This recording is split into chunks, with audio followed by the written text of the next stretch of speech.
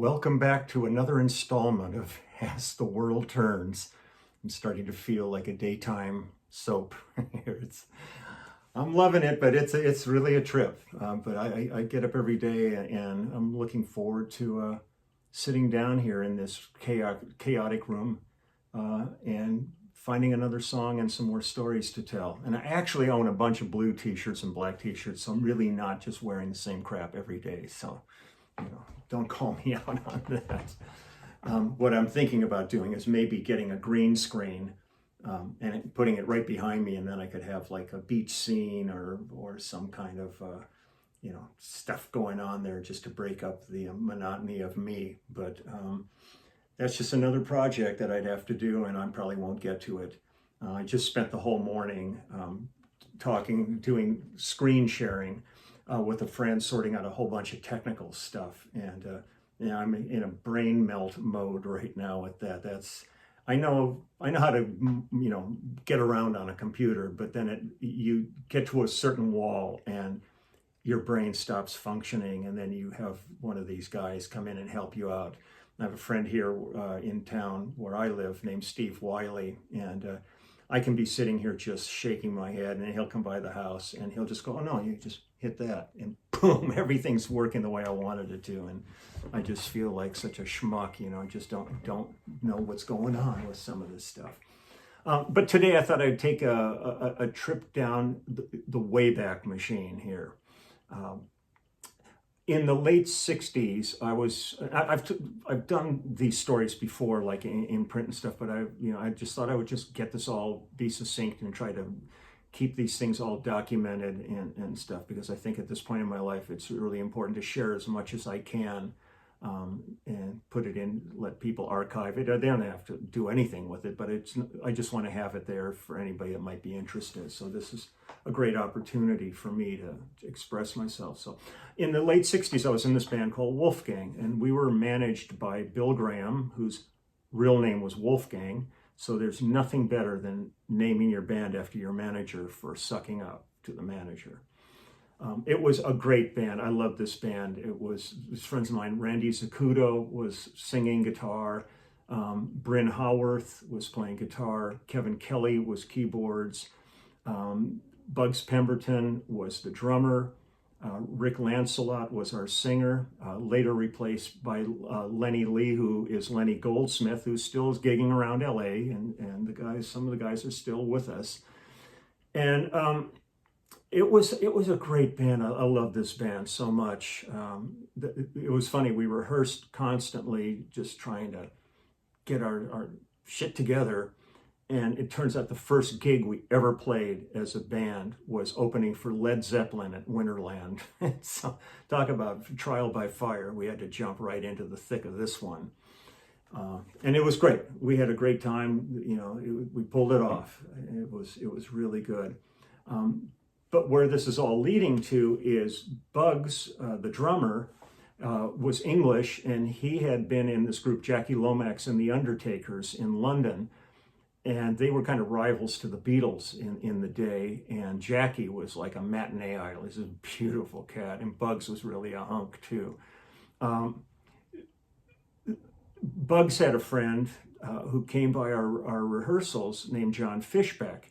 John Fishbeck owned Crystal Recording Studios here in Los Angeles. And he engineered and produced like Stevie Wonder's Songs in the Key of Life, and he was a major force in the recording scene here in town, and he now lives in New Orleans and works there and has had a studio down there, and he does a lot of indie projects. And one of the artists I work with, Judith Owen, he's working on our new album, because he's worked with Judith a lot in the past too. So it's this big family thing. It's really amazing. Well, one of our rehearsals, John brought a friend of his who had just gotten back over from England, and it turned out to be James Taylor.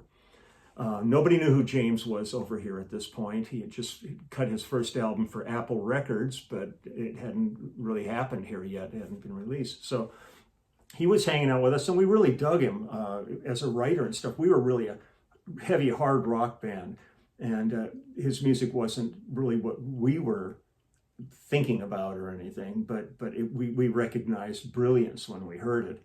And So we hung out for a couple of days, and then James, the album got released here, and James got offered a gig at the Troubadour here in Los Angeles. And he remembered me from these rehearsals, and he asked his manager producer Peter Asher, who was originally in Peter and Gordon during the English invasion. This all gets so. They contacted me. They tracked me down and asked if I could play this gig with James, and I said, "Yeah, sure, it would be great." I'm still on that gig, half a century later. I spent the first 20 years of my career with James. I mean, it was a remarkable experience. It was like the perfect storm, meeting this guy in these completely obtuse circumstances, him liking what I was doing, and then them tracking me down to do this with him. And it was through that I got to work with Russ Kunkel, who became my partner in crime forever. And I'm still with Russ, and he's still one of my favorite drummers in the world to play with. And Danny Korchmar, and we had this young girl named Carole King playing piano with us, and so it was a pretty fabulous period of time. So I thought today I would just play the one that really got us all going when I first played with James. He threw this song out, and this is kind of where it all, the well from which it all emanated. So let me hit the start here and hope it all works. There'll be a little guitar noodling. Yeah, he's such a great guitar player. It's ridiculous. So underrated.